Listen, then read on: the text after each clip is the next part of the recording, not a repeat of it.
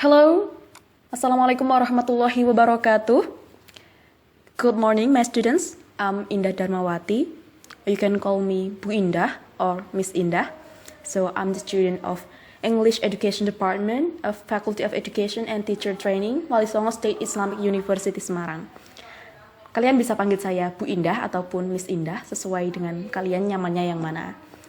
Jadi saya adalah guru PPL yang akan mendampingi kalian selama beberapa minggu ke depan. Oke, saya mohon kerjasamanya ya. Oke, sebelum kita belajar meneruskan materi yang kemarin, coba kalian ingat-ingat lagi, kemarin materi kita sampai apa? Bab family and also introduction, iya kan? Nah, kesimpulan dari semua materi itu apa sih?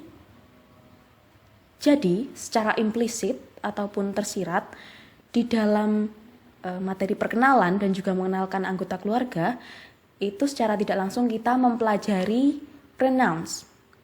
Nah, kalian sebenarnya udah pernah dengar kan pasti istilah pronouns itu? Oke, nanti kita akan bahas lebih lanjut lagi, oke? So, today we will learn about pronouns. Kalian pernah mendengar istilah ini kan? Pasti. Sebenarnya pronouns itu apa sih? Jadi, secara mudahnya, pronouns adalah kata yang menggantikan suatu kata benda atau frasa dari kata benda.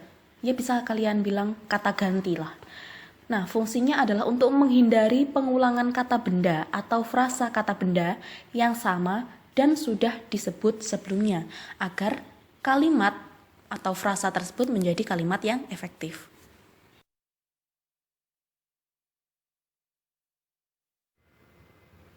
Sebenarnya kalau kalian mau cek, di beberapa buku terkadang menyebutkan ada beberapa jenis pronouns, ada yang menyebutkan 6, ada yang menyebutkan 7. Tapi hari ini kita hanya akan mempelajari 3 jenis pronouns. Yang pertama yaitu subjective pronouns, kedua objective pronouns, dan yang ketiga possessive pronouns. Nah, dari yang pertama, subjective pronouns adalah kata ganti yang menggantikan kata atau frasa benda yang merupakan subjek sebuah kalimat. Atau dalam bahasa Indonesia, kalian bisa menyebutnya pelaku. Untuk yang kedua, object pronouns. Artinya adalah kata ganti yang menggantikan kata atau frasa benda yang merupakan objek sebuah kalimat. Jadi posisinya sebagai objek. Kemudian yang ketiga yaitu possessive pronouns. Possessive pronouns ini artinya adalah kata ganti yang berfungsi untuk menunjukkan kepemilikan. Sampai di sini jelas? Nanti kita akan bahas lebih lanjut lagi tentang apa saja sih contohnya, kemudian aplikasinya gimana. Nanti kita akan bahas lebih lanjut lagi. Nah, sekarang saya akan membagikan contoh dan juga apa aja pembagian dari subjektif, objektif, dan possessive pronouns. Nah, contohnya untuk subjektif pronoun adalah kata I, you, they, we, she, he, it. Di situ tadi saya bilang sebagai subjek atau pelaku dari suatu kalimat. Nah, contohnya kalian mau bilang begini. Saya suka membaca. Saya di situ berarti kan sebagai pelaku yang mengerjakan suatu kegiatan atau kata kerja. Kegiatannya apa? Suka membaca. Jadi di situ kalau kalian mau nulis dalam bahasa Inggris saya suka membaca, kalian pakainya I like reading. Gitu. Jangan pakai kata untuk aku pakai yang lain. Misalnya me like reading. No, itu salah. Karena di situ fungsinya sebagai pelaku. Maka untuk pelaku pakai pronouns yang subjektif. I like reading. Kalau dia adalah sahabatku. Pakainya kalau sebagai subjek berarti she is my best friend. He is my best friend. Kalau di situ misalnya contoh ketiga dia terbang ke Paris. Pakainya they flew to Paris. Jangan them flew to Paris, karena jika memakai them di situ fungsinya adalah sebagai objek. Begitu. Kemudian yang kedua yaitu objective pronouns. Di sini pembagiannya ada me, you, them, us, her, him, it. Nah, contoh dari kalimatnya sendiri, misalnya kalian mau bilang begini, saya meminjamkan kamu pulpen ini. Siapa yang meminjamkan? Saya. Siapa yang dipinjami? Kamu. Misalnya pakai kamu, di situ makainya sebagai objek karena di situ yang dipinjami kan kamu. Nah, pakainya kamu jangan yang menjadi subjektif, pakainya yang objektif karena dikenai kata kerja. Kamu yang dikenai kata kerja, pakainya you. Maka jangan sampai keliru. Jangan sampai I lend your this pen. No. Jadi yang benar adalah I lend you this pen. Kamu memberiku buku tersebut. You give me that book. Jangan sampai you give I that book. No. Fungsinya berbeda.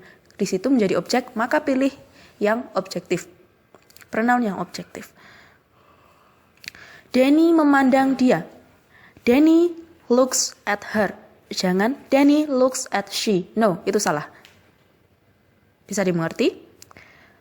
Kemudian yang terakhir yaitu possessive pronoun. Tadi possessive adalah fungsinya sebagai kepemilikan.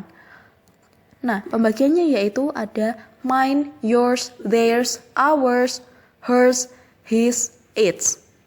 Nah, misalnya kalian mau bilang, buku ini adalah milikku. Maka bilang saja, this book is mine. Mine di sini artinya sudah milikku. Maka jangan ditambah lagi dengan kata yang lain. Itu sudah benar katanya. This is mine, kayak gitu. Ini adalah punyaku. This is mine. This book is mine. Buku ini adalah milikku. Itu punyamu. That is yours. Jangan sampai that is you. Itu kamu artinya. Jadi tolong diperhatikan ini posisinya sebagai apa. Maka di situ sudah ada pembagiannya masing-masing. Apakah dia menunjukkan kepemilikan, apakah di sana menunjukkan sebagai objek, atau di situ posisinya sebagai subjek. Nah, Bismillah sekarang mau tanya, lah kalau misalnya kamu mau bilang ini bukuku loh, terus ngertiinnya gimana dong? Nah, itu beda lagi. Itu namanya possessive adjective, yang berarti kepemilikan yang sifatnya sebagai kata sifat, bukan sebagai pronoun, kata ganti. Nah, di situ pembagiannya my, your, their, our, her, his, its. Nah, kalau possessive adjective ini karena namanya juga adjective, berarti kan harus ada noun yang ditempeli, noun yang diikuti. Berarti di situ nanti harus ada kata setelahnya. Ini adalah bukuku. Berarti kalian bilangnya this is my book, bukan this is mine book. That is your book. Itu bukumu, bukan that is yours book. No. Pakainya yang possessive adjective. Begitu. Lalu, tadi sudah saya bahas ya, perbedaan antara possessive pronouns dan juga possessive adjective. Nah, tadi yang pertama, possessive adjective itu adalah kata sifat yang artinya harus selalu bersanding dengan noun yang disifati. Berarti, possessive adjective tidak bisa berdiri sendiri tanpa ada noun setelahnya. Misalnya tadi, this is my pen. Ini adalah penaku. Kalau kalian cuma bilang this is my, itu nggak ada artinya. Ini titik-titikku, nggak ada. Jadi harus ada kata benda yang disanding lagi di belakangnya. Gitu. Sedangkan yang possessive pronoun, yang mine, yours, theirs, dan sebagainya tadi, itu merupakan kata ganti orang yang digunakan untuk menunjukkan kepemilikan atau benda milik orang tersebut gitu. Berarti possessive pronoun ini bisa berdiri sendiri meski tanpa ada noun setelahnya. Misalnya kata tadi this is mine itu udah benar, artinya ini adalah milikku. Udah, itu nggak perlu ada noun lagi di belakangnya, nggak perlu ada kata benda lagi di belakangnya. Itu sudah kalimat yang benar. Begitu ya.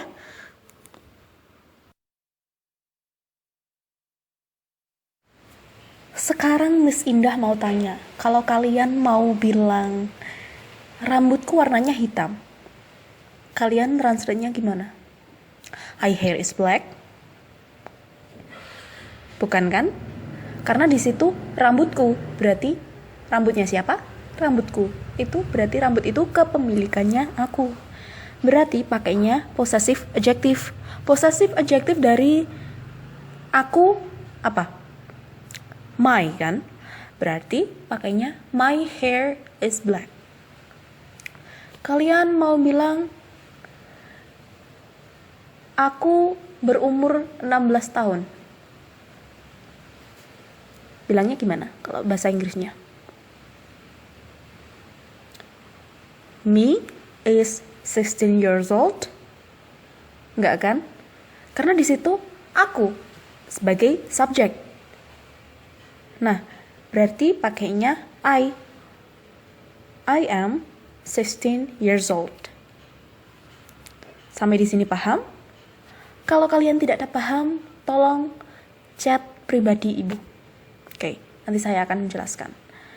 Kalau nggak gitu, nanti silahkan diskusi di grup dan saya mau lihat mana yang sekiranya sulit dimengerti. Begitu ya.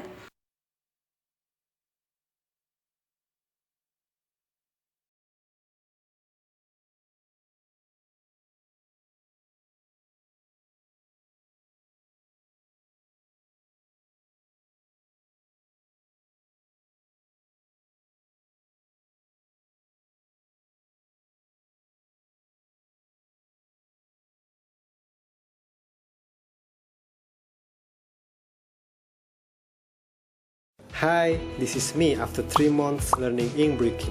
I'm so